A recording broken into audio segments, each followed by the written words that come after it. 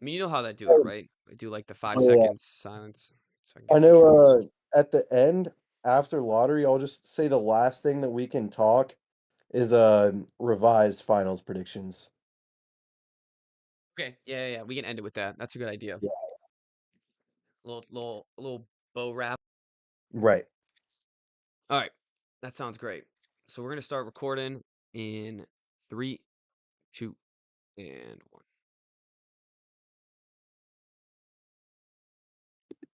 Hello and welcome to the Wise Guys podcast. I'm your host, Brady Fitzgerald. Not joined as always, but joined with a special guest. We have a special co-host, Chris. He's in Punta Cana. He had to flee the country after the Wizards did not get the first overall pick. So we have Aaron Barton here. Aaron, welcome to the show. We're happy to have you here. Thanks for filling in for Chris. Chris, I'm gonna miss hearing from you this week, but it's an honor to fill in for you, brother. Hope you have a good time in Punta Cana, and hope I can fill your shoes as well as possible. So, of course, a lot of things happened in the NBA last night. A lot of things that disappointed franchises. A lot of franchises that got excited. And I was in the center of it because I have Wizard season tickets and I have, of course, my Celtics fandom. And we're gonna start off with the games, with all the playoff games. We'll get to the lottery later in the episode, but of course, we're starting with Jayson Tatum's torn Achilles. Mm. Um, it's official. Shams reported it today. He had the surgery. Um, they were in a dogfight of a game that they were currently blowing at the time of the injury. Um, he was the only one that could score in that game. It was a tough look for the Celtics. It's a tough look for them going forward. AB, what do we think of Tatum's injury here? Yeah, I mean, it was just especially devastating because, like we talked before, we started filming. You know, I picked the Celtics to win it all. Like, some of you may have heard from my last appearance here based on, how I saw Tatum playing against Orlando. It was kind of sad for me as a big fan of his, coming from Duke and following him for the last almost decade that he hadn't been playing as well this series. It kind of concerned me about him as a player that he didn't play as well in the Eastern Conference Finals and Finals, shooting wise, really specifically alone last season, and then kind of seeped into this series alone. But last night he was electric, and it was like seeing, like, I mean, like I put in our little group chat too, like, when he's on, I mean, he really might be the most fun player in the league to watch, and so that's just devastating at a devastating moment. I mean, he was what, I think he had 39 at the point of the injury or something like 42 that. he ended with. Yeah, I mean, and it was like he was just electric to watch, especially that first quarter, and oh, just brutal for him, and I'm just gonna be praying for him to get back to where he is now, and even surpass that, get back to where I'd hope that he would be with having another leg up in his prime, even. But you know what? I mean, it's tough because now the means of them coming back in this series was based on his offensive production, and without it, you're just going to need to be Jalen Brown to be even better than the 1A he was last finals. You're going to need everybody to take on more of a load. And I mean, it's very possible because I think even without Tatum, you match up pretty well with the Knicks, but you're not used to doing that. And Mhm. I don't know. It's I don't know, man. I think it definitely, and we'll obviously talk more about what it means, but it's devastating for the long-term future of the Celtics. Devastating for the short-term future of the Celtics. Just we knew there was going to be some changes in the offseason, but this just complicates everything it could possibly complicate, and it's very, very sad on a multitude of levels. Yeah, and I like how you said when Tatum's on, he's one of the most fun players to watch in the league because that's how I feel about the Celtics. Everyone talks about them with the starting lineup that they have, with the roster that they've constructed, the three-point shooting variants that they have. But the issue is when their three-pointers aren't hitting, they lose all aspects of their identity. They lose everything about their team, and then when everything's not flying on all cylinders, they look hopeless out there. It'll be interesting Yeah. to see how they adapt without Tatum. They've gone 7-1 this season without Tatum. I don't know. I didn't check the games. I didn't check the game logs to see who they played. But it's definitely. I mean, I think they're still favored to win Game 5 in Boston. Surprisingly, I know the books just they can't give any legs to the Celtics in case of their 3 points. Um, like they just can't have any like no way they can lose money on the Celtics. They're always going to have them as minus odds. I guess even without Tatum. Um, and that might have changed since the injury. I saw that this morning. But yeah, I mean, he's out for the next year at least. Yeah. Yeah, at least. And we're gonna see either he might come back to Jaylen Brown, he might not. And Yeah. I think that's really the question going forward with the Celtics is what team is Tatum coming back to? Because I believe as a Celtics fan that Derek White's the only untouchable besides, of course, now Tatum is literally untouchable. He can't be traded with the injury. Um, but I don't know what this team's gonna look like. I don't think Drew Holiday's gonna be there. I doubt Porzingis is gonna be there. Um, and they need some bench depth. They need some actual players on their team. Is Horford going to be there? I know I'm kind of rambling, but there's just a lot of questions coming in the Celtics, and it makes it very interesting because they were a team where last year there was no questions. Of course, I mean they won the championship. The year before there were some questions. They blew it up. They got Porzingis. They got Drew Holiday. So Brad Stevens is going to cook. He's going to cook in the lab. He's going to figure out what to do.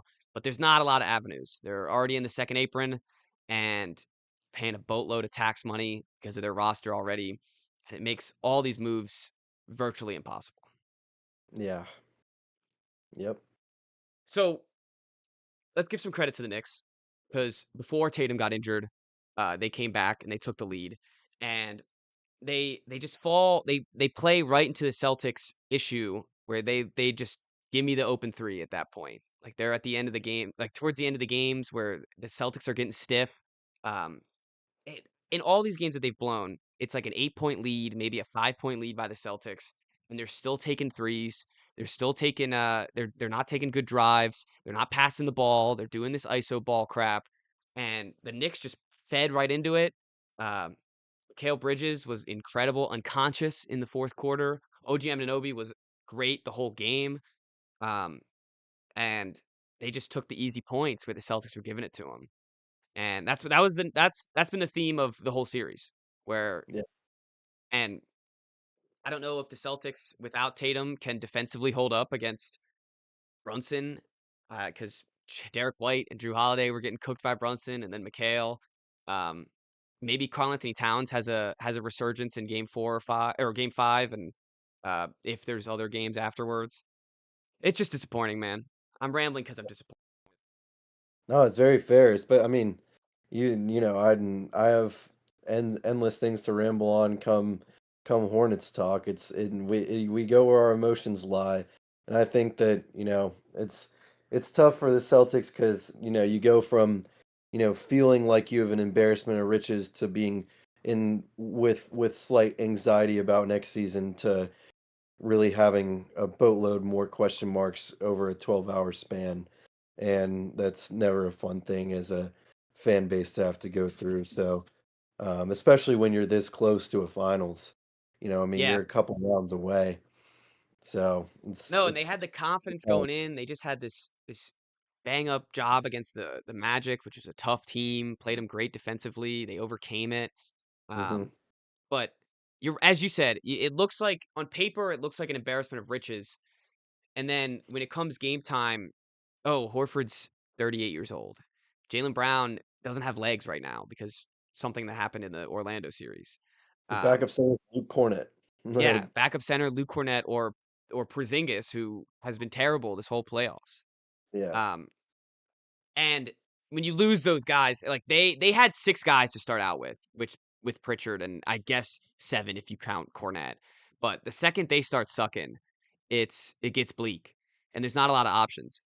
And it's like Derek White shooting threes, or it's Tatum shooting threes, um, and now there's no Tatum. So it'll be interesting to see how Brown does with without Tatum. I mean, he's gonna be the as you said, the A1, um, or the 1A, and now, who knows what he's gonna do, but I don't have a lot of faith, for the Celtics going forward. I don't think many of us do, and I what like I am to go back to your point, more one of your earlier points though. I'm definitely interested to watch how they adjust tomorrow night. I mean, because they're embarrassment of riches, at least this like Jayson Tatum injury doesn't, it doesn't take them completely out of the series Mhm. or completely out of the playoffs really by any means. I mean, if you said like to a basketball fan who didn't know, like if Jason Tatum just didn't exist and you said, "Hey, I got a team with Drew Holiday, Derek White, um, you know, Porzingis, It'd be Brown, Horford, Porzingis, and yeah, Horford. a solid little bench and Pritchard and Hauser and whoever else, like, do I have a chance to win a series?" And you'd say, well, put it up against with, the other rosters objectively, like, yeah, you have a shot.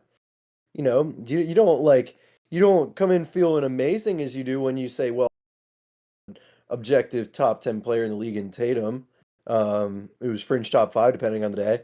Like, then it's a different story, of course, then you're feeling really good, but it's gonna be interesting, and I think that because the Knicks are just, on a roll and they're just used to playing with the guys they got, that of course I favor them, but anything can happen, man. I'm a big Jalen Brown fan.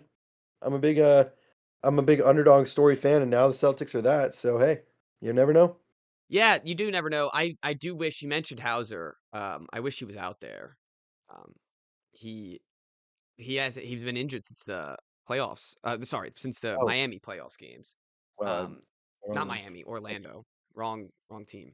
But, yeah, he was a solid 15 minutes off the bench last year for the Celtics, and I feel like that's another where people forget that Sam Hauser's not out there, and, he's not Larry Bird, he's not even Peyton Pritchard, but, he's there to play some good defense, and he hits three-pointers when he needs them.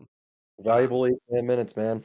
yeah, exactly, and those are the type of minutes, like, they don't wanna play Kata.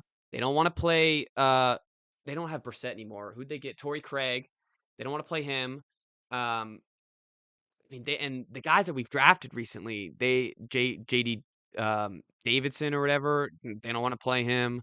They don't wanna They wanna play play Nope, they don't wanna play Shireman, and I don't blame them for not wanting to play him.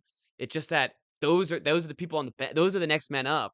yeah. And when you look at the Knicks, like, when they have 5 guys, uh, and actually now with Deuce McBride and, the way that Mitchell Robinson's been playing, they have 7, but Mitchell Robinson has just been monster on the boards and on defense. He's having incredible games against the Celtics where when they have the 2 big men out there, they can't get rebounds, and that's been a major issue of why they have blown these leads as well. I think you bring up a great topic that we need to at least minorly expand on, in the sense that I think this playoff more than any other, or I guess postseason more than any other, I should say, we've seen how big of a factor rebounding is, in the Mhm. sense that, like, I love this postseason so much because it's felt like everything the old heads have wanted slash needed, in a sense of bringing, the energy Physicality from to the the modern era. postseason, yeah, to mixing that with, the modern, like, expanded offensive play style in Mhm. today's league, and that's made especially the Golden State Houston series so much fun to watch, and I've loved that. But we've seen the main series and the main differentiators when it's like come down to it has always been like the boards recently. I mean, you see with the Minnesota series, that was the outlier. And if they beat Golden State, I think it's going to come down to the same reason, because teams with just, I mean, Mitchell Robinson, you'll see him go to the line and screw them, but just because he's given them extra chances, he's still in the game and making a big impact. Like, I could look at him and on the alternative and be like, well, I wouldn't like him as my backup 5, but we're seeing how in the postseason it changes everything having a guy like that as your backup 5. Just even though he sucks at the line, just because he'll give you extra possessions. Like, it's literally the postseason is literally just a fight for extra possessions because it comes down to just gritty wearing out the clock, finding the right shot unless you're the Celtics in the second half. But yeah, Yeah, and the what you said with Mitchell Robinson, I wouldn't like all during the preview of playoffs, during the preview of the season, it was Mitch Robinson's probably not gonna be there. And we just kind of penciled him in to not be in there. And here he is. And yeah, he's a monster when he's out there with and Towns. Towns is averaging, I think, 14 boards a game this series. So those two out there is just a nightmare for the Celtics. And 100%.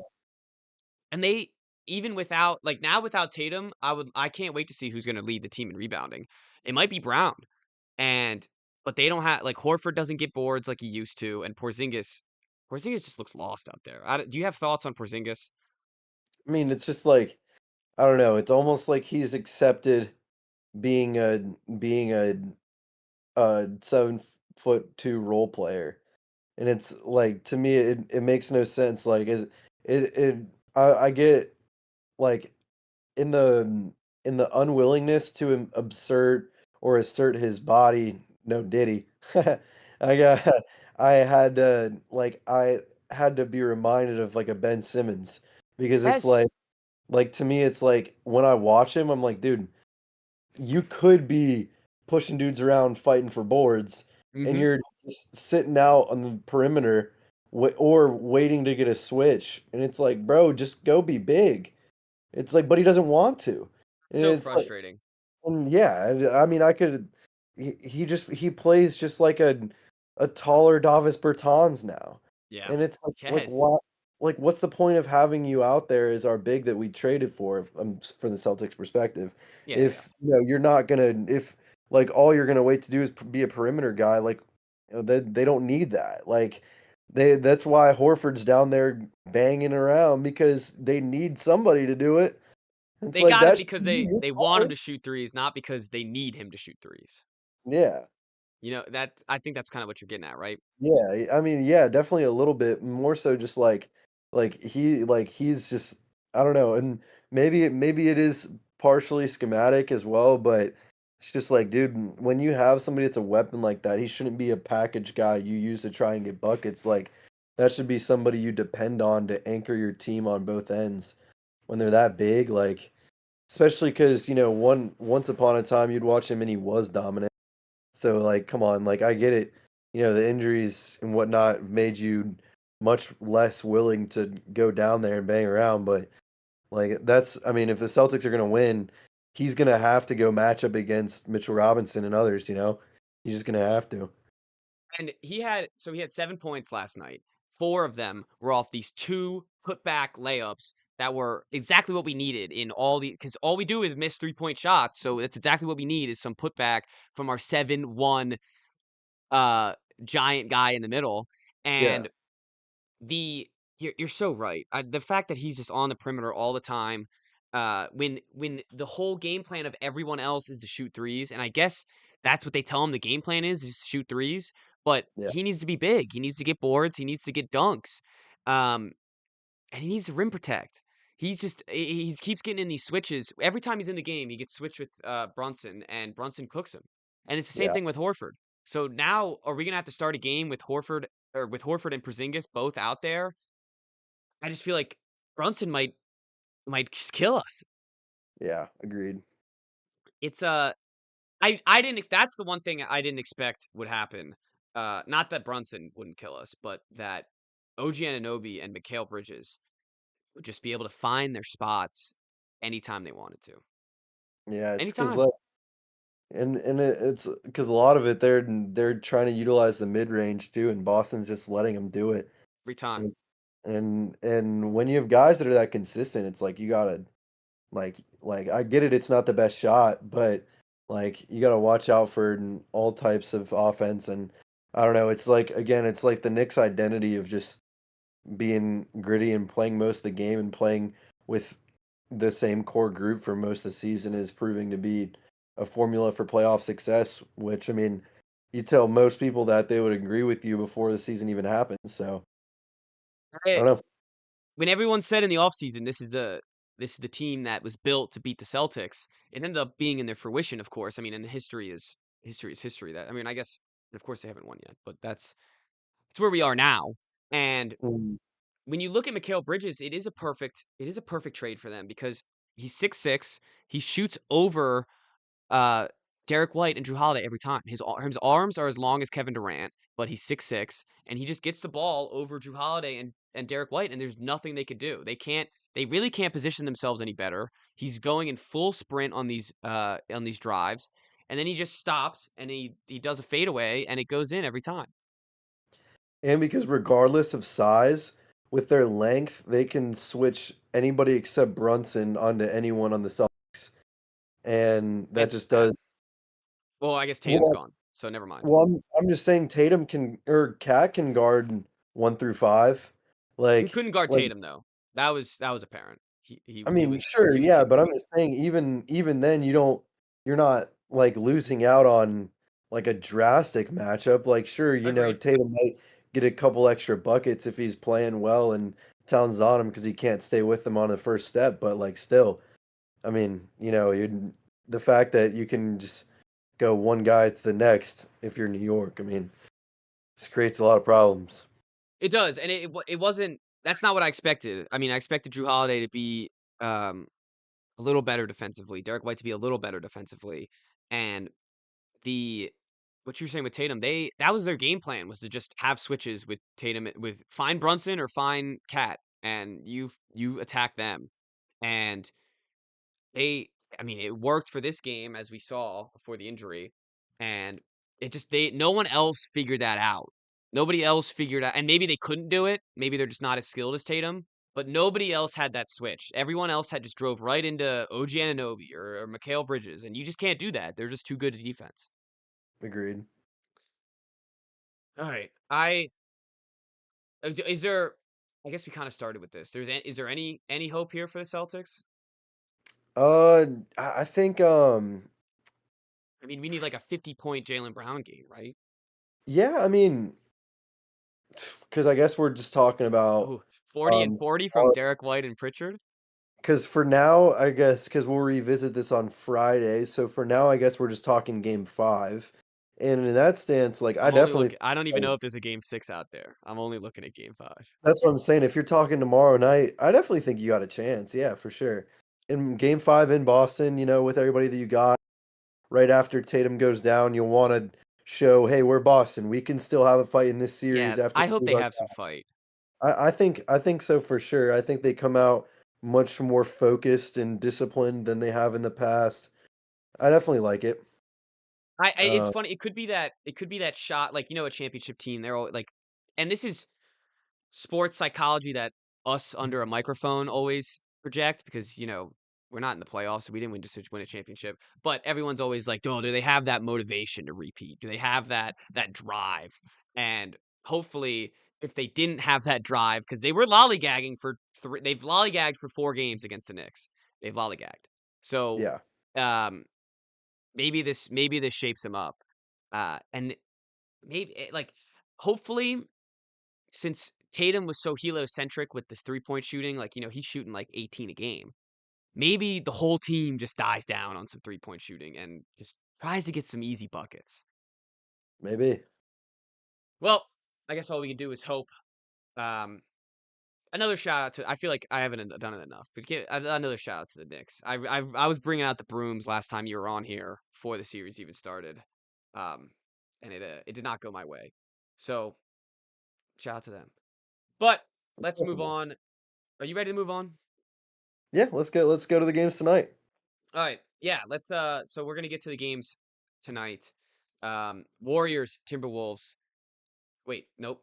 That's not today.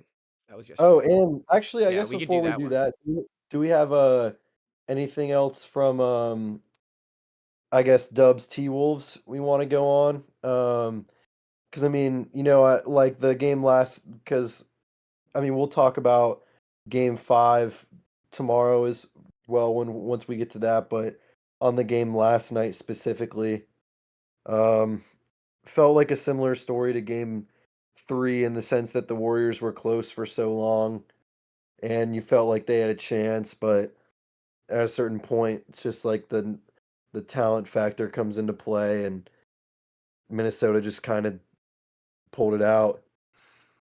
Yeah, that's I mean, I was down in the dumps. Um, I was I get locked up in my I just, like, just zone it, like, just go to bed right after one of those bad. I think I played some Fortnite, but, the the thing that I saw with this game is Jimmy Butler cannot be taking 9 shots in a playoff game that they need to win. Oh yeah. Um, that can't happen. The biggest shock to me in this series as a whole, is the Jonathan Kuminga aspect, and I guess that's everyone's biggest shock, but what w why was this guy not being utilized when Curry was out there? Is he just doesn't fit with Curry? Bro, they say he doesn't fit with Jimmy Butler, but now like because they Now said he has to play. yeah, exactly. They said the lineup in the regular season with Jimmy Butler and Kuminga didn't really work, and now, like, they're forcing it back out there and it's working, and they're like, "Oh, wow." It's like, well, He had it's like like 30 he had 30 points and then 23 points in the past 2 games. yeah, It's shocking how guy can just hide on the bench there, and the one of the smartest coaches in the league doesn't know how to fit him in when the team's all healthy. yeah. Um, He'll get paid this offseason. I was gonna say there's an interesting. I guess we could do all the offseason stuff in the lottery section, but Yeah, yeah, sure. there's an interesting conversation with what happens with him in um in the offseason. But yeah, I mean, yeah, I don't understand this. 23, 30. I mean, and then he has like the 18 and the sevens in the one win that they have. He's a strange player. And I was kind of excited when that first game happened. Well, sorry, when he got 30 and Jimmy Butler had 30. I was like, oh, maybe they found something here. Um, Mm.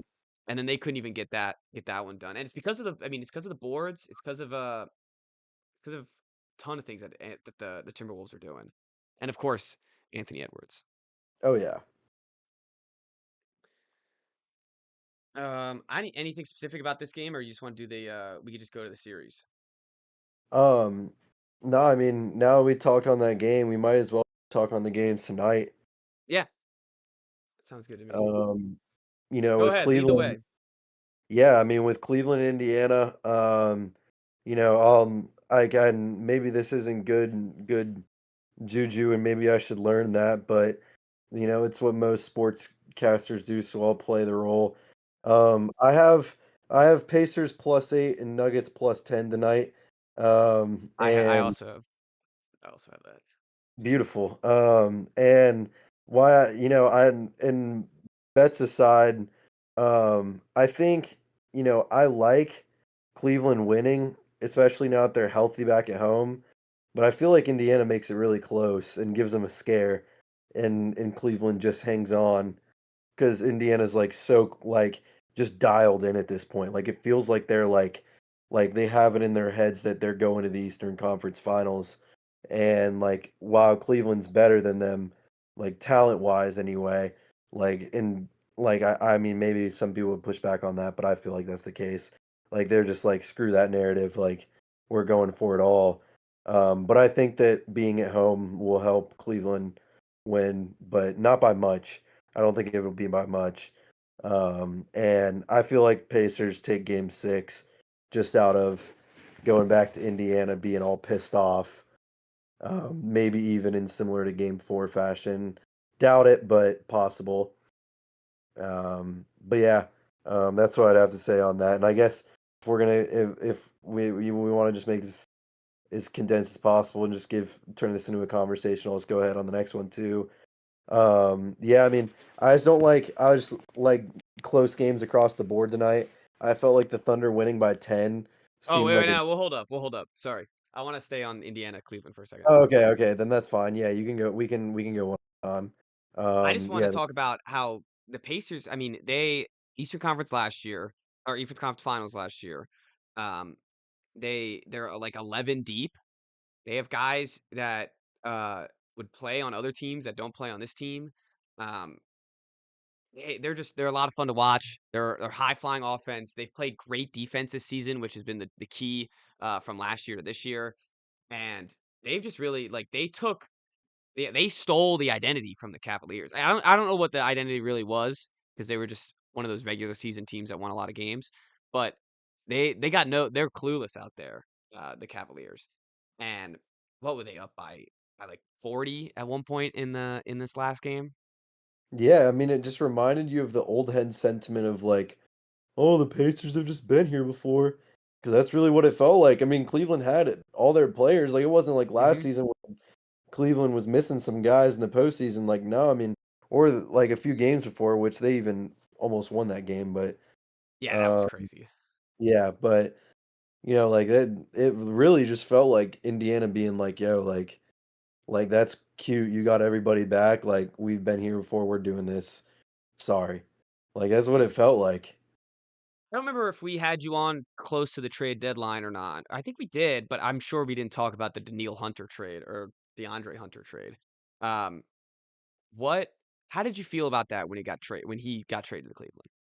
I just thought it was a smart little savvy addition, you know? Yeah, they didn't give up too much. Um, they didn't have to sacrifice too much. I just never I always thought he was way more overrated than he played. I Yeah. thought especially defensively. Everyone would just say he was a big body, and you see him out there and he's just getting cooked by anyone he's against.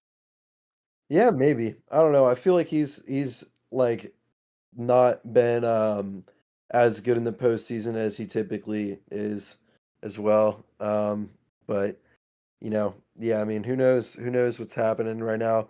If Cleveland loses, I mean, it'll definitely be like a shock to them, but I think at the same time, knowing like that this talent can be there and that they're still young to a degree, like they'd be fine. Um, but definitely would be kind of surprising for sure.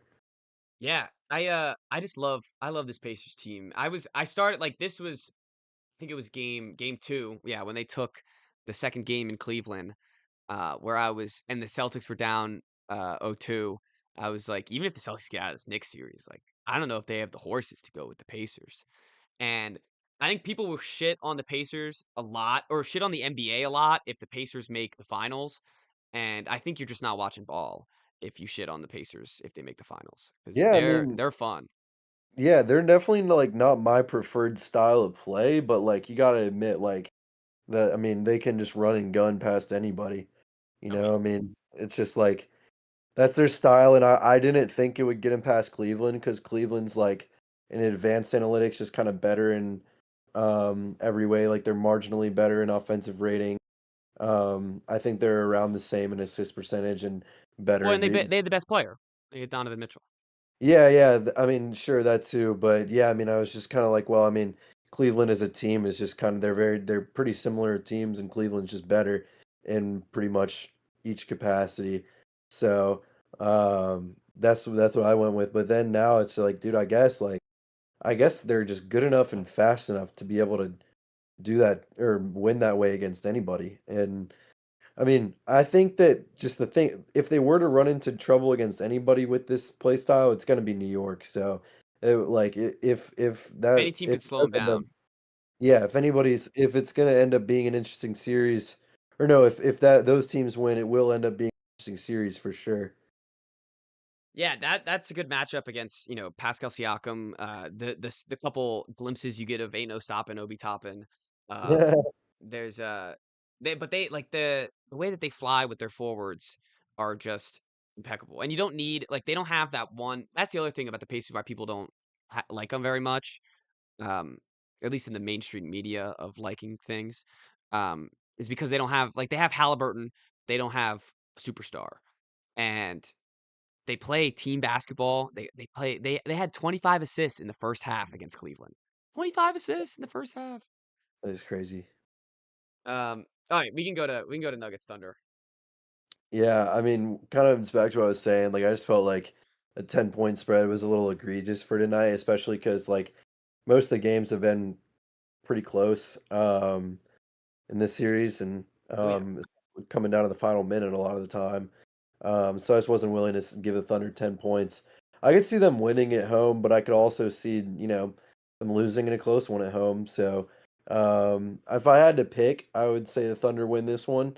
And then it goes back to Denver, and we'll have to just talk more on it on Friday. If I had that's just if I had to guess. Um, 'Cause and I guess actually, wait, no, that would bring another game Thursday. Um, Yeah, we're gonna have two of so these to talk about so, on the yeah, next I would episode. say I personally, if I think the series is gonna go to 7 personally. I think they're gonna each take their one at home. Um, I but love this like I'm sure the players hate it, and it actually creates bad basketball. But I love that like the Nuggets. They played 36 hours from Friday to Sunday, yeah, and now they're playing again on Tuesday. Um, it's it's gonna be a bloodbath. All those guys are gonna be tired. Like I'm worried about Denver's uh being able to keep up because there's a ton of young guys on OKC. They could get. I mean, all of them are young, and there's there's a lot of veterans that have played a lot of minutes on the Nuggets, and yeah, that's what would scare me, especially tonight. But they definitely have an advantage when they're in Denver with the altitude. They they definitely have the best player in the series still, and it's it's gonna be tough. It's gonna be a battle, like the last games have been. But they need their role players to really step up. They need a Michael Porter Jr. to play well, um, Christian Brown and Russell Westbrook, and even like if we could get we haven't had a that super Jamal Murray game since the first round of the playoffs. So um, if we can get a super efficient 30-point game from Murray, then I'm nervous about OKC. yeah, agreed. How are how is Denver beating them? Like how like they like we've talked all year about all these analytics, um all these stats about the OKC Thunder. They have all these wins. They have all these young players. What is Denver doing specifically that you think is giving them why they're tied 2-2 right now? Gosh, I mean, I don't know if I can really go within, like, the basketball itself other than just being, like, the like, it feels like all the other little side things that they wanted to go right for this series have been going right. Like, with firing Malone when they did, Mhm. all of us doubted it, but credit to the organization. It seems to have worked out in their favor. Big time. Getting like the energy boost from Russ, like regardless of whether he shoots well or not, like it changes the way that their team plays every time, especially when he's in with Jokic. Um, I mean, like, I mean, it's just I mean, of course, we've had some huge Aaron Gordon moments, and his improved shooting from one season to the next has really helped him too. I mean, yeah, it's just all the little things that have gone around outside of the games to that have seeped into the games. I feel like it's that stuff, and also the factor of being there before too. Like, you can see the hunger from watching them, and I think that's a really fun aspect. They keep bringing up this quote from Aaron Gordon, that was, like, midway through the season. Maybe it was in the offseason when they got Russ, but he was like, "My goal this season is to get Russ a ring." And Yeah. he's playing with more heart and passion than anyone out there in any series maybe, to try to get Russell Westbrook that ring. So you gotta respect that. Um, Oh yeah, for sure. yeah, I mean, it looks like just the games that they're winning, it's just like they outshoot them. They make the smart shots. They take it to overtime, or keep it close, and then they have the right play at the end. Um, and that's where you see the sense of we've been there before. That's where you see like um the veterans and the mentality come in. Yeah. All right. Um. So I guess yeah, sorry, I you got guess, lottery time? I was just sorry, I was just gonna go into tomorrow night's games. No, go ahead. Yeah, I mean, we already kinda talked, Knicks, Celtics, T-Wolves, Warriors. I don't know, I'm split on this. I feel like if we were to have seen a playoff Jimmy game, we would have seen it by now. Especially without with the Steph injury. Maybe it's possible with their backs ultimately against the wall with a possible Steph return game 6. maybe that's possible. I just think if I'm going with my head and I'm going probable case, I think the T Wolves win it tomorrow night and just close it out. So yeah, I think on tomorrow night's games, I like Celtics staying inspired and going pushing for a Friday night game 6, and the T Wolves settling it out to get ready to go and play the winner of Denver and OKC. I'd agree with you there. I would hope that the Celtics. I mean, I'm still praying for a game 7. I don't think it's gonna be possible, but I'm still praying for it. Um, I do. I think the Timberwolves have the Warriors. They have them, and I've been. I think I said that about the Warriors maybe a couple times this offseason. But now with no Curry, they just don't have. They don't have the guys. They would need a 30 and 30 from Jimmy Butler and Kuminga, just to keep it competitive again. And they already got that. Like that's what I'm worried about. They've already exhausted all their resources, and Yeah, that's what I'm unless thinking. you're getting some crazy what's his name? Freaking the guy I hate. Patrick whatever. There you go. Pat That's Spencer. Spencer. Yeah, if you get some crazy Pat Spencer minutes, maybe he can save you. But they just don't have the guys. I mean, their bench is like they're in and out with Moses Moody. They don't know when to play him or not. They don't really know I feel like they don't know who they are, without Curry. Yeah. And I guess that's Have you? pretty obvious. Like when you lose greatest shooter of all time on your team, you're gonna be a little um like you're gonna be like a lifeboat with a hole in it. But I don't know. You need Buddy Hield to step up. You need Pazinski to get some boards. Because he can play. Pazinski can play bigger than he is. He can play a lot bigger than he is. And but I don't know. They need a lot of guys to step up here against the Timberwolves. Yeah. The Timberwolves, by the way, Julius Randle has really just trying to wipe the playoff stink off of his name. He got his first playoff triple double 2 games ago, and last game got another 30-point game. Yeah, Um, he's been a beast. yeah, he has been a beast. And those passes where in the game 2 games ago when he got the triple double, he was like LeBron. Like he was just like flying around like he thought he was LeBron James. And I thought it was excellent. I loved it. But when you have Anthony Edwards and Julius Randle scoring 30 on you, and then you have Rudy Gobert playing the defense he's playing, and then Jaden McDaniels getting the rebounds that he's getting, and then the nice veteran Mike Conley minutes, like you're not stopping this. Was barely even mention of Nas Reed. Oh, seriously. Yeah, I mean, it's just like I don't know. They just have too many big men for Golden State to be able to keep up in my book. Um, I don't know. I Agreed. think, And DiVincenzo's been having a good series.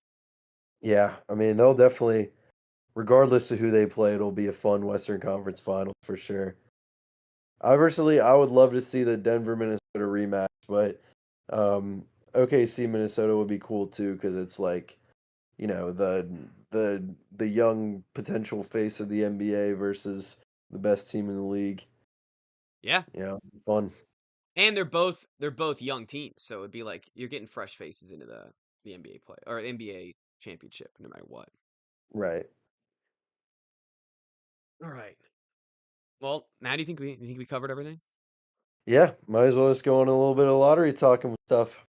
All right. Let's talk about 2025 NBA lottery. Of course, the story everyone's talking about is the Dallas Mavericks getting the number 1 pick. They jumped 10 spots. They were projected to be 11 and they got number 1. It was the draft order, by the way, percentage of happening is 0.0115 for the top 4 draft order for that to happen. It's brought on a lot of questions. People are looking back into history, they're looking at other lotteries, and they're starting to question little Adam Silver. Is he is he rigging these lotteries to try to get teams that traded someone to the Lakers to help out ratings or teams that made a careless mistake that but are still in contention and still good to be able to compete and to keep the dwellers in the basement. Yeah. That's the question. I think the other side of that plays into the Nico Harrison trade, of course, or the Nico Harrison organized trade of Luka Doncic. Um, and I think the question becomes, did Adam Silver organize all of this, or is Nico just the same idiot like we thought he was? And I think And he's got that lucky. when you pose that question, you have to break it down into several factors. And of course, until maybe before, like maybe through the day we die, we'll never know. But I think judging by this question, you got a few key factors to understand. One is that, from the moment this trade was ever a thought, right? American ratings were down, only American ratings though. Mhm. And in America, well, probably in the world, but at least in America, LeBron James is by far the most popular player, right? So then you get, a team in the Mavericks who just go to the finals. So they're doing good, right? And then you see the Mavericks who have their pick, and Luca suddenly gets this injury that isn't really an injury. Where I don't know if you remember, but I'm giving the full context for the full purpose of the conspiracy. In Go ahead. November, in November-ish, if you remember from the trade details that they gave us, in November-ish, they gave Luca, it was like an 8-game absence. They called it like some kind of knee sprain or something along those lines, but really it was just an 8-game excuse to go lose weight. Like that was like genuinely, you could look this up. We know that that was the case, and we also know that when this trade was starting to be formulated, Nico didn't call around. He only called for Anthony Davis. Not even LeBron, only called for Anthony Davis. So you consider all these things and you say, okay, what how unlikely is it that when Luca gets hurt, something happens and Adam Silver says, "Hey, Nico. So look, Luca's hurt, right? He might come back from this, but you and I both know that he's not really hurt. We know that you're kind of pissed off with the way that he handles himself. That you don't really like him very much. Why don't you send him to the biggest market in the league and everybody's going to watch that, and in return, we'll give you a player that takes care of himself to the highest capability, that has like one of the best just mentalities of prospects in recent years, and just won the Wooden Award at the youngest age of anybody to ever do it in college basketball." Nico Harrison would probably hear that proposition and say, well, if I'm choosing Luca for AD, and then you're gonna give me Cooper Flagg, I'm doing that. Like if we're putting ourselves in the shoes of the potential conspiracy, it makes sense. It makes a 1000%. lot of sense. And when you compare that to the reality of Nico Harrison decided he was tired of Luca one day, decided that he was not going to gauge as a smart guy. Nico Harrison's a smart guy. He's well regarded as that within NBA circles. And this smart guy decides, I'm not even going to gauge the interest around the league. I'm not going to see what's up with Giannis. I'm not going to see what's up with Jayson Tatum when I know the Celtics are going to have up soon. I'm not going to see what's up with in those areas. I'm just going to go for only Anthony Davis. Like, it doesn't make sense. It just makes more sense to say that the conspiracy is true. So, I mean, I don't know. That's where I personally lean. Um, and I think that because how easy it is to piece that together, even if there's no conspiracy, because of what's happened to small market teams, I like what our friend Zach Lambert put in the chat earlier today and said that the lottery should just be the worst 8 teams. Like 100%. Like I said, like I suggested, give the worst team the best odds, give the two after that the second best, the two after that the third best, So and I think that gets you to 5, so then the 3 after that are all tied. Like, boom, easy solution. Then out teams outside of the top 8 can't possibly get a great pick, but if you're bad but kinda mid, like, like we or like say like the Bulls, then you still got a shot. Like that, boom, everybody's happy. Or great teams that just didn't do super well, but might be great the next season, don't get better all the time. Mid teams that can't quite be horrible like us usually don't get screwed every year. Boom.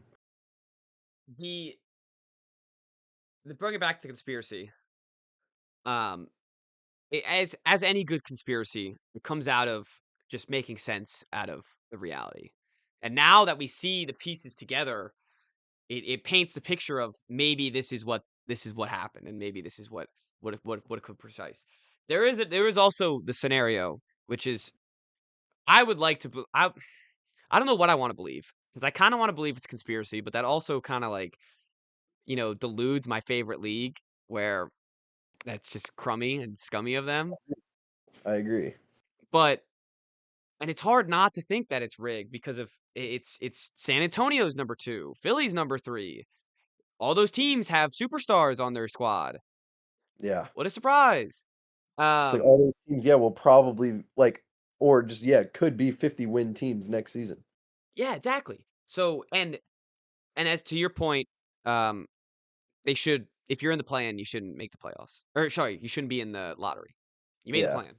Like, because it gives these teams this false hope that they made the playoffs because we made the plan, and like the owners can, like the Bulls owner, they just ride off every year. Oh, we made the plan. Like we're ahead of schedule. We made the plan. We should have been bad, and they can luck into the number 1 pick.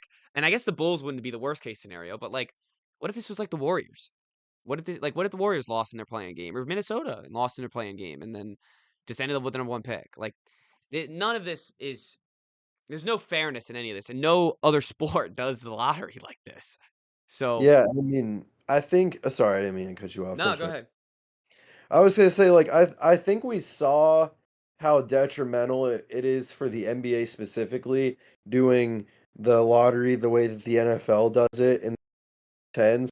Like, believe me, yeah, I was like, I became an NBA fan starting in when I was in freaking kindergarten. I was paying closer attention in the early 2010s, and dude, like the process era and other teams sitting through them just being as horrible as they were to like just so you can get one final prize at the end being a rookie and then your team still sucks the next year because you still have no talent because you've tried to suck Well, like yeah, and you've it's taught losing. That's the real issue. exactly then that's obviously, we've learned a horrible, horrible way to do it, but we've seen that when you give all like if we're gonna like you were kind of alluding to, if we're gonna take the lens that we as NBA fans have to take and say that this was not a conspiracy, this is just the way that it happened, well, then you can't give each team a chance like this because you're seeing that the alternatives of it going any other wonky way is what's happening. It's not the odds that are the most likely scenarios that you've designed it to be is what's happening. Like, yeah, it would be fair if, Utah got third and the Hornets got second and Washington got first or got fourth or something. But the fact that Washington was in bottom three and they got six, and Utah was what, like also like five or something of that Mhm. nature, and we were four. The teams with the three worst odds didn't even get in the top three. None of them. They all got jumped. Like, Every single one of them. yeah, and that's just what can't happen because if we're the worst three teams in the league, like you deserve to be rewarded for that. And I get like you can be like, oh, it's crazy if if say like one or two of them don't get it, all three of them not getting a good like one of the best picks, like that's where it's like okay, like now is where you probably have to really change the system because it's like for us we can draft a Khan or a VJ and be pretty good next year because fortunately our issue was injuries. So you get those guys to play consistent, like obviously in a hypothetical because they haven't. But if you do, you're in a decent spot. But for teams like Utah that just don't have enough You're talent, or screwed. Washington that just don't have enough talent, yeah, you're screwed. Because think about Washington, you're trotting out Jordan Poole to put up meaningless buckets. Bub to just, like, get experience out there and Sar for the same thing, I'm gonna and watch so you much of don't that. have the yeah, I mean, and you just have yeah, you just have Marcus Smart, and that's you really, like, one of your only key role guys, and you know you'll get more this offseason for sure. You know Washington actually ended up looking better basketball-wise towards the end of the year for sure, but it's like, how do you expect Washington to develop if you're gonna give them pick 6? Because what pick 6 is gonna be, which it'll probably be every year, but I'll tell you, it'll be a guy like Khan, Kasparis, Yegor Demon, or VJ Edgecombe. That's that tier that 6 is, and then it's like you're likely taking one of the less developed of those guys, which is Yegor Demon or Kasparis, and both of those guys are just super tall, lanky point guards, which that means that they might be good in 3 years, but they're But they not gonna might be good their suck. rookie year, so the Wizards are gonna suck again. And it's like that can't be what we do every single year, because it's like it's refreshing as fans like us who we can watch the next season and the Pistons are good now. Like, Yeah. that's fun for us because it's like we wanna cheer if we're not cheering for our own team, we wanna cheer for the team that isn't good. So Yep. it's cool. So, like, come on, dude, that I don't know. So, I mean, I think we can definitely agree that the lottery does need to change, Well, and that'd and be a good way to do it. there's another conspiracy that we haven't talked about, and it's not that this was all set up from the jump, but that it was set up after the reaction to the Luka trade, and the like Nico's just this much of a dumbass. He gets Anthony Davis. They the NBA does not want their fans in an arena, no matter where it is, to be yelling "Fire the GM." Yeah. Um, so maybe that's like they would like settle down the fans so they don't burn down the arena next year. Um, but still, it's like give him the third pick, bro. Come on, And this it's is like, even just, ridiculous. like, the prospect that we can be saying, like, "Is the draft even really, like, fair?" Like, it's just wrong, like, we shouldn't have to wonder that, Completely as, agree. like, as people that are like, the Fans of whole point of sports, the just league fans of is sports. You exactly, shouldn't have there's to the wonder the that. whole point of the league is getting people that are emotionally invested in their teams. It's like, well, what are you supposed to say to the millions of people that are emotionally invested in Washington, Utah, Charlotte, when you say to Dallas that they can get an amazing prospect as the 5th pick, not even the 1st pick, the 5th pick, develop him for years, go to the finals with him, trade him, piss off your entire fan base, and overnight make your entire fan base just overjoyed again Yeah, over luck because of yeah. luck. Like that's what the problem you have is because it's telling some fan bases that life can just be sweet and be simple. And then for other fan bases, it's like, hey guys, are you just saying that we're not supposed to care about our teams? Because that's pretty much how Yes. when I tell people Yes. I'm a Hornets fan, they basically look at me like I'm not supposed to care. And I'm like, well, I get it, we suck, but what would you say to me if I was like, yeah, I live in Charlotte, I like the NBA, but I just don't. That'd be 10 times worse because it's like, oh, well, why are you an NBA fan? Care about the team in your own city. Exactly.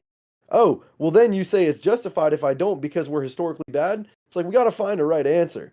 Like we have to find a right answer. I agree. And it gives like the I don't know, the Mavericks, it just gives us out for all these other teams. If they traded Luka Doncic, they'd be screwed forever. They'd be screwed forever. And even think about like They I were saw supposed the to be screwed. yeah, and like I saw even like this hypothetical of like what if you just did a play-in tournament for the worst 4 teams? And I'm like that would be That would be awesome. electric. It'd be Why freaking not electric. why not give the Hornets, the Wizards, the Jazz, and I think it was I can't remember who the 4th worst team was, but Raptors, maybe? yeah, maybe. Why don't you give them a week to get healthy and practice, Yeah, they got their go own to playoffs. Vegas yeah, go to Vegas and do make it a freaking 2-day event if you want to, 1-day event even. They play 2 games and then do a tournament to 50 points at the end of the day. I don't care, you It could would be make that fun. You electric. could find a way to You know make how that many fun people would for me. watch that? People would probably watch that Exactly. more than the playoffs. Exactly, because then Hornets fans could be like, "Oh man, we're fighting our butts off to try and get Cooper Flagg." Like, yeah, Yeah. our season sucked, and that was a shame. But like, if you're looking for a way to do that and you want to make the small guy win, Yeah, why don't you do that and then seed the lottery based on the winners of that little tournament, and then you can do that, and that could even, and hey, if you want to still give other teams a chance of jumping up, okay, make the lottery 5 through 14. Like that's another like there now we've come up with two hypotheticals that both work better than the one that we're using now. Completely Just agree. saying. Um, when you talk about Cooper Flagg on the Dallas Mavericks, I think it brings a lot of unwanted pressure to Cooper Flagg. This kid's For 18 sure. years old. He now is in a role where he should be competing for the championship. Yeah, they Um, expect and yes, they and expect a and neutral replacement. That's what yes, out the gate. yep. And he's not Luka Doncic, fellas. I mean, he's better defensively. He's got a probably I think he's probably got a better mindset than Luka. I don't know. Oh, of course. And he could offensively get to a similar level of Luka Doncic, but Luka Doncic at his time in Dallas was literally historically good. Um, Yeah. and he's playing with Klay Thompson, eventually Kyrie Irving, 3 centers in Anthony Davis, Gafford, and Lively. They just traded for PJ Washington last year. Like they were just in the finals last year. Like this is a team that is gonna this 18-year-old is gonna have a lot of pressure on him. And if he has a couple bad games, there's gonna be this first take. Is this the best prospect we've ever seen? Should he have gone number one? Oh, Ace Bailey scored 20 points for San Antonio. Um, who knows? So, like, it's I think that's I and when you saw I don't know if you were watching the lottery or not, but, I'm sure Yeah. you were. But, did you see his facial reaction to getting drafted by the Mavericks? No, I didn't, but I could tell I saw him talking about, just kinda like their roster and what they had and stuff, and, um, I mean, of course, you can continue on, but, and I'll leave my thoughts for after, but, I think that, like, as a big fan of his, I'm very pleased that it's where he ended up. Of course, would have preferred Charlotte, but, the fact that, like, as much as annoying and soft and potentially conspiracy as I think it is, I'm happy that he ended up on a contender. The I guess it is good that he's on a contender, but I don't know. Like, I really don't know. I was excited to see him take a team out of the dumps, and I agree. I think it's disappointing that and I also was excited to see him compete in, like, 5 years, and then we have the conversations. Like, we had like, Yeah. the fact that these conversations are gonna start so early is what's gonna piss me off, because he's not gonna be who he is for, 9 years? I don't know. Like, he's got a long way to go. This kid's 18. He Um, does. But so I'd say even, like, just think about it, though. I mean, before he ever played a game at Duke, as a 17-year-old, he puts up 18 on Team USA with Yep. LeBron and AD, and he goes and becomes the youngest player to ever win the Wooden Award, and just, like, one of the more dominant seasons in college basketball, and as a Duke Blue Devil, he, I believe, was the first player, at minimum, first freshman to lead the team in every single statistical category, which is extreme, or of the 5 major ones, which is extremely impressive. I think that just, like, when you're looking at just the Mavs and the way that they're built with him, like, they're built to win now, and he could be a 14 or 15 point per game score year 1.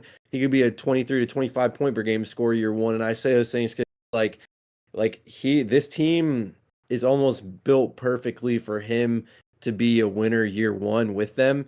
Many people tried to kinda wonder, like, "Oh, what position is Flag?" And, like, I'm here to tell you all listening, he's a wing. He's a wing that can guard 1 through 5, and he has stretch 4 capabilities down low. But Cooper Flagg's a wing, and there's a reason that, he wanted to show, the shooting prowess coming in from, November to ACC play. He started out shooting, pretty poorly, and they switched this slight little, indent on his jumper from where his left hand was kinda sticking out to closer in, and he shot about 40, maybe even above 40% ACC play. Um, and he thrives in the fast break. And so the fact that you're gonna be able to play him at the 3, and only slide him down to the 4 for stretches, You can have AD and D Live next to him. AD will be playing his more natural position at the four. You have a shooter in Clay for Cooper on the wing. And you also have a good point guard that can handle the ball, so Cooper doesn't have to worry about that as much and can focus more on his like just clogging up the lanes and on his own scoring. I mean, I think that especially with how durable he is, I mean, he just about like he brings that same durability to as like I don't know any of the best prospects like Ant or even like a LeBron. Like I'm not like just keep that with a grain of salt, but just I in the get what you're sense where saying. No, I understand what you're saying. never gets hurt, like never like he like got hurt with an ankle in the tournament and the no in the ACC tournament, and the only reason why John kept him out 2 games is because it was the smarter thing to do going into like he could have played. So I think that Dallas like don't get me wrong like and like yeah of course you're right there the pressure there will be immense from the fan base and from the country, especially because it's like oh well you just had this great team and now you slide the number one pick on you're ready to win. Like there's going to be pressure to win now, but at the same time, I think that this is a guy that almost every time you've seen him have a chance to exceed expectations, he's done it. In high school, it was, it was like, oh, I wonder, like, what's going to happen. Then, he wins a state championship. He reclasses up, wins another state championship at school, I believe. And then he goes to Duke. It's like, he's expected to win the championship. They don't quite do that, but then he becomes the youngest player to win and it's like he stays number one pick. People before the season are like, oh, maybe he's better. He shuts that down very fast. That wasn't a thing past December. So it's like I just think that this is a kid that like this is the same kid that, in the gym as a 16-year-old, when LeBron walked in to watch him play, he said to the cameras that he was the best in the gym.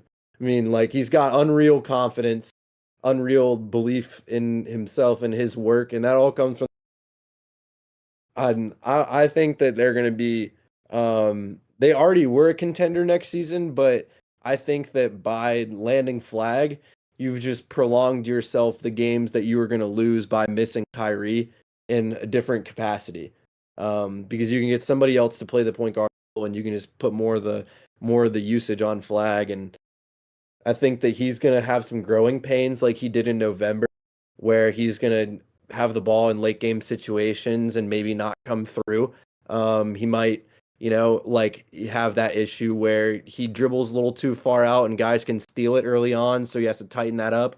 Definitely has to tighten up the bag, but I don't know. I'm just like, this is why I'm going talking so long on this because it's like hearing that, like, it was very sad that we missed out on him.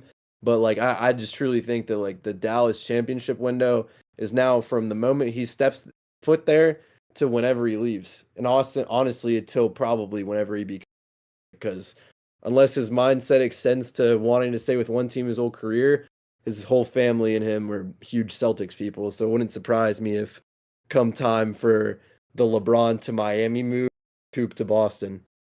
I've already. Don't worry. That's already in the back of my mind. Um, and the and I don't disagree with anything you said at all. And I think the only reason why I brought up that that he's not going to be in his prime for another 9 years is because that's where we've seen the NBA superstar, including prospects like LeBron James, uh, not be able to like even LeBron couldn't win until he was 20 something. Um, so and late 20s. So that is what scares me when and maybe I'm just too maybe because I'm behind a mic all the time, I'm just too focused on what the media says all the time. But it's like if Anthony Edwards doesn't win this playoff series, especially against the Warriors, we're gonna have all these talks about is Anthony Edwards a fraud? Can he really do it? Yada yada yada. And he's 23 years old. He still has 4 years until he has to do it. 100%. Um, and that's what I just wouldn't want to have those conversations. I don't. I hope those conversations don't come out about Coop if he starts out slower than people expect. Yeah, I agree. And I think, but I do truly think that while those conversations will come, he's someone that welcomes it and is totally cool with it. I mean, reason why, like, he never really addresses anything, but you'll catch every now and again when somebody's on a podcast and criticizing him, you'll catch the liked by Cooper flag under the post. He sees it and he hears it, but you see like him, you know, continuously improve anyway. Like the big thing coming into ACC play is how's the shot gonna be? And he comes back from Christmas break and the shot was great. And he just consistent. I think he's just a guy that thrives on that kind of thing. And while to your point, while he might be an all-star in the next 3 years, he won't reach his athletic prime for the next decade. And that's awesome for Dallas anyway. So um feels like that meme where you say when the worst person you know is happy or is the happiest person you know. And that's annoying, but setting that aside, I'm happy about it. I think they'll be good. And I think that he'll be good with them. I agree. I think they're in championship contention. I think they should be in contention to win the championship next year.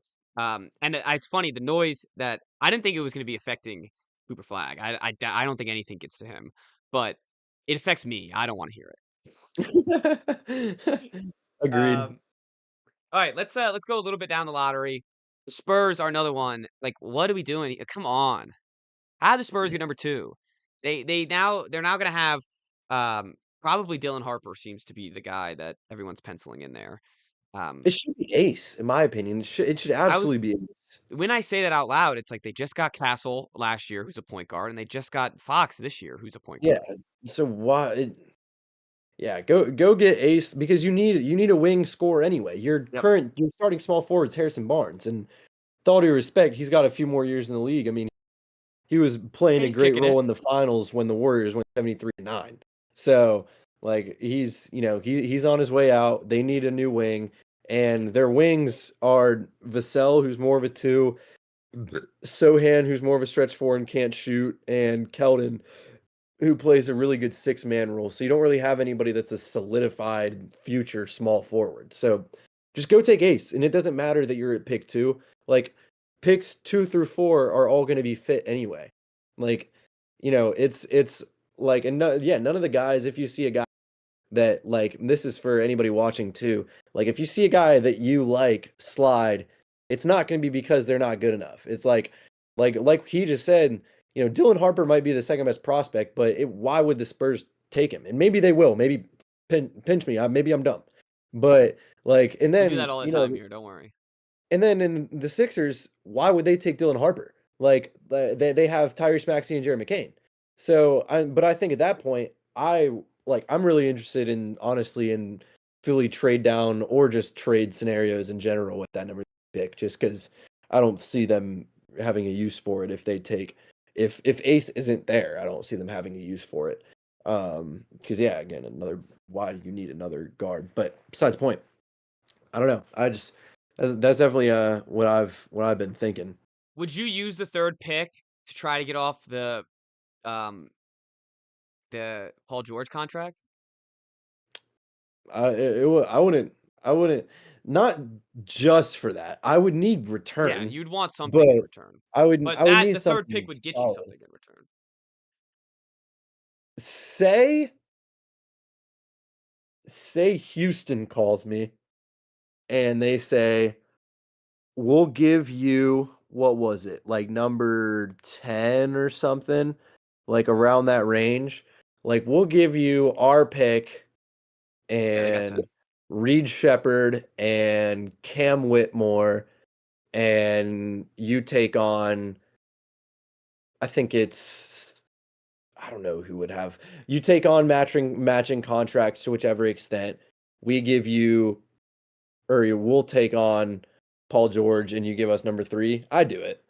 But I would do that too. it would need a good scenario like that. Like, you would need something that makes sense. Because like, if I'm Philly and I get back a couple of young players and a solid pick, like, I would do it, sure. Because I like, agree with that. again, if you're San Antonio but here's another thing about this draft that sucks.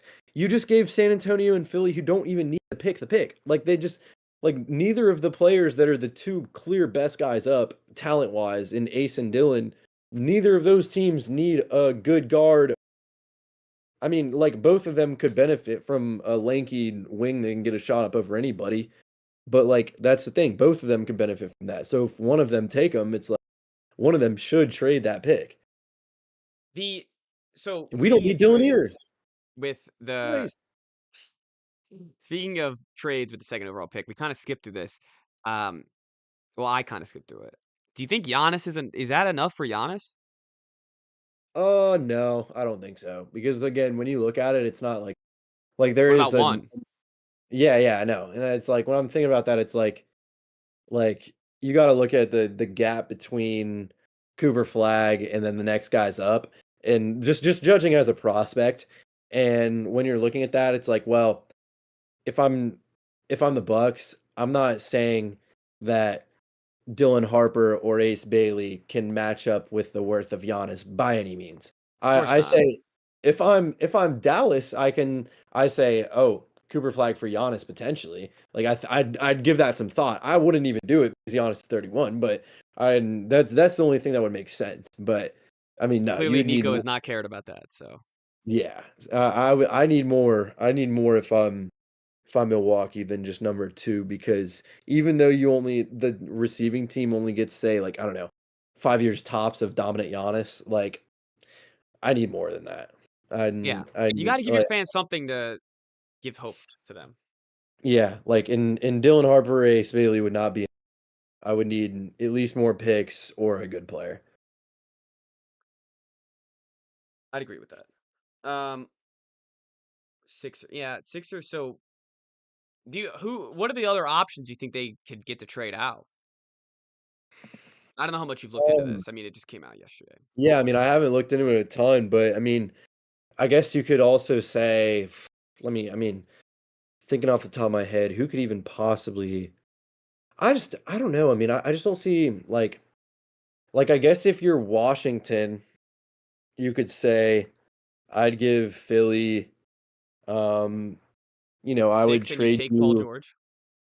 that's what I would trade you the number 6 and the Marcus Smart contract and another contract you have to match for Paul George and number 3.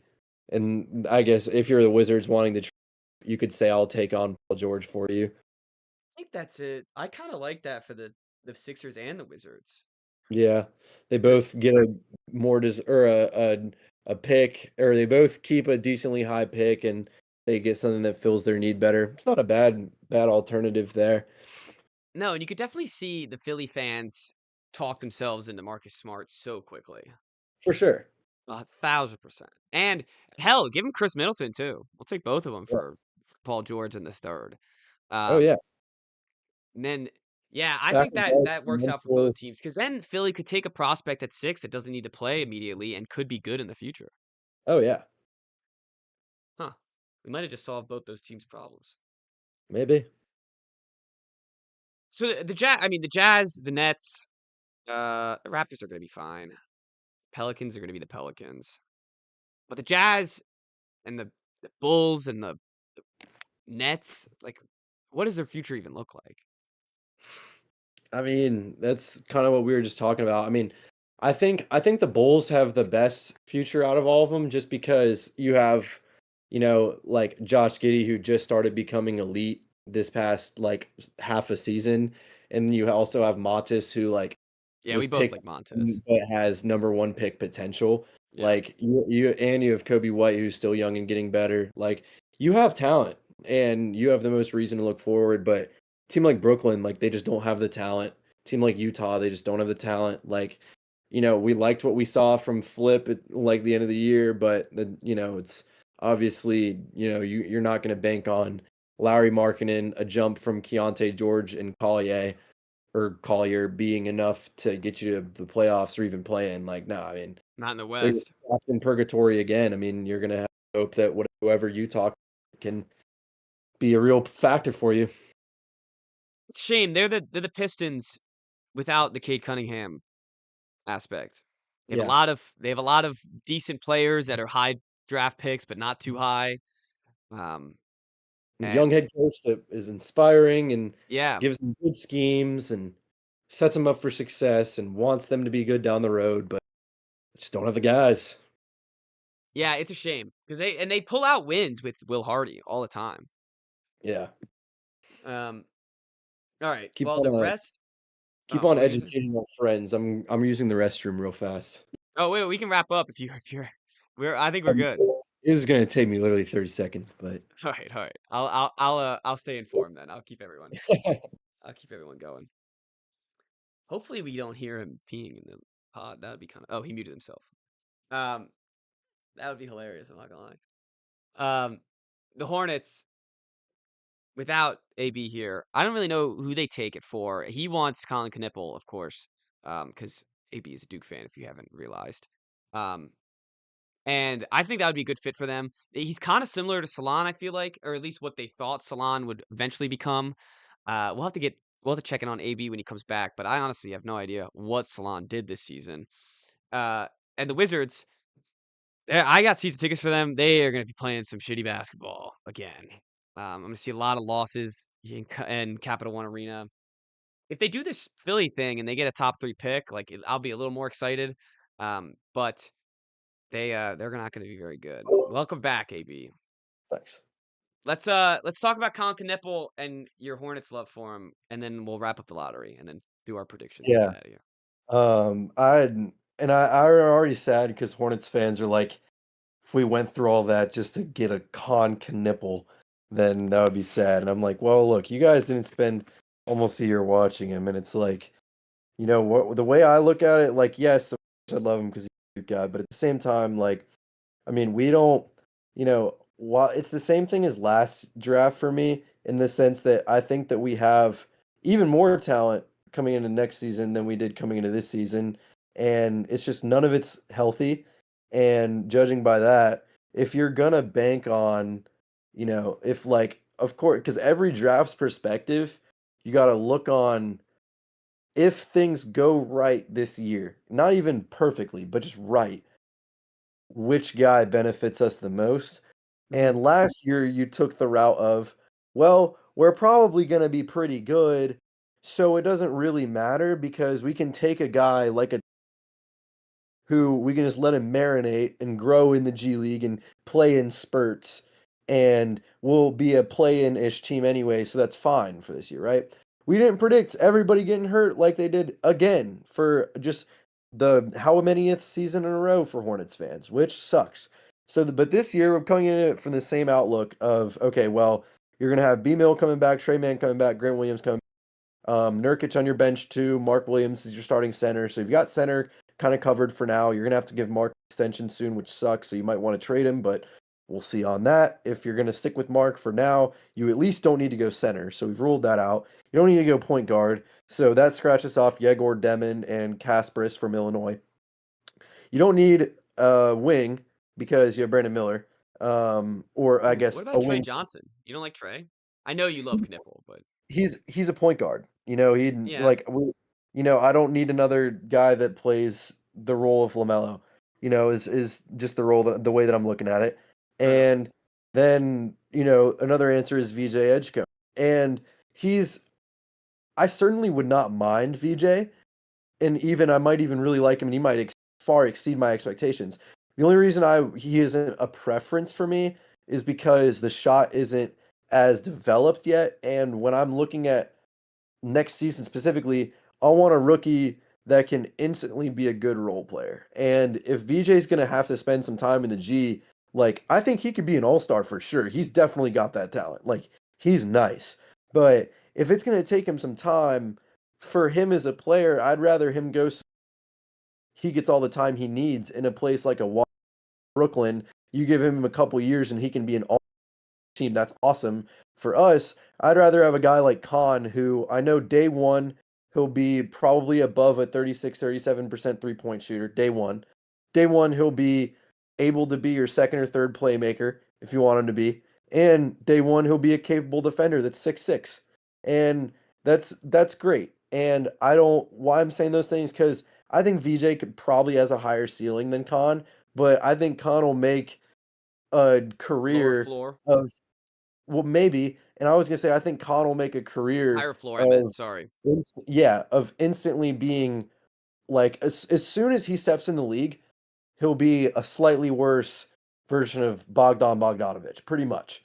And Rock that. that's while being a better playmaker and defender, like out the gate than Bogdan is right now. I So would say then he's you give bigger him than Bogdan. yeah, so then you give him some time to just get more and more comfortable, and to probably even further expand his shooting prowess, even though it's already great. Like, I think that, like, just having a guy that it's safe that he'll at minimum be good for you, even Yeah. out the gate. That's why I want Khan because I'm like, I'm envisioning it as okay, this guy will either start or be our sixth or seventh man. Like, who would be better in that role year one? I think it would be Khan, personally. And that's just why I want that. And yeah, again, VJ could develop and be better. Great for him. I just don't think we need him more than we need a guy that we can just plug in, go make the right plays, make some good shots, play some Well, good defense, and you're good. and be honest with the Hornets. I mean, it's not like they can develop very well.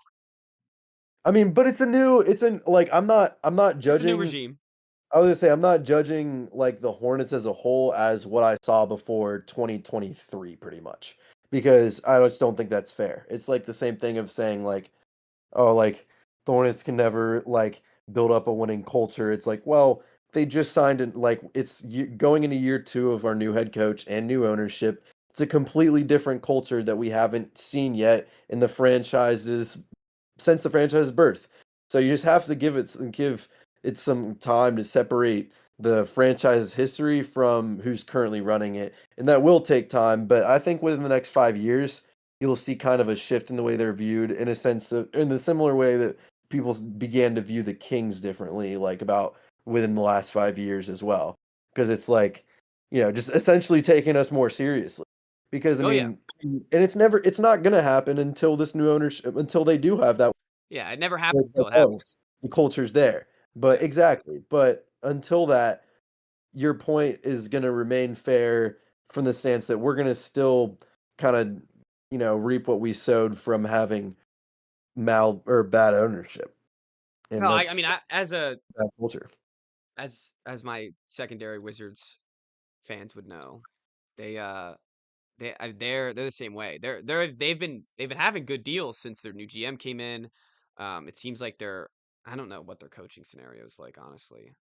But I think they're probably getting a new coach. But I like their GM that they have right now, Michael Ringer, and he's made good moves. So you gotta hope that eventually you guys get the right guys in the front office, and that's where it's all top down. And since you guys got new ownership, um, it seems it seems like it could be in the right direction, and it seems like Colin Kanepa would be the start of that, which I like. Yeah, and again, don't get me wrong, I like what the new ownership and especially new GM has done so far. I think that where things have gone wrong for us and for Jeff specifically have not been his fault. Like when you look collectively at kind of every move he's made since he became our GM, it's like, well, it began with Tijan Salon. And of course that had a lot of flack. But again, going back to the point I was just making about Tijan Salon, it's like that was supposed to be a pick of, well, we win 44-ish games and you have this kid that might be really good because he cares a ton about basketball and he has a great body for basketball. So he might be really good. And oh, then everything kind of catastrophically goes wrong the next season. Like you swing for the fences at a bad time when you didn't know it was a bad time. Mhm. Like I'll give you a pass on that. And then later this season, you make a really savvy move, just starting dealing off contracts. You get this Nurkic deal, which actually is really solid by looking at who you were able to and the fact that you're able to pull in, I think we got something like 4 or 5 seconds throughout this Hmm. season, and second round picks pan out, every now and again when you're a team It's the NBA's you hot need that. commodity. Exactly, when you're a team like us, you need to just stack picks in the hopes that, screw it, one of them pans out, and Yeah, you then get a Jokic, you get a Draymond, you get a maybe even Isaiah Thomas at the end. And then you look at the failed Mark Williams deal.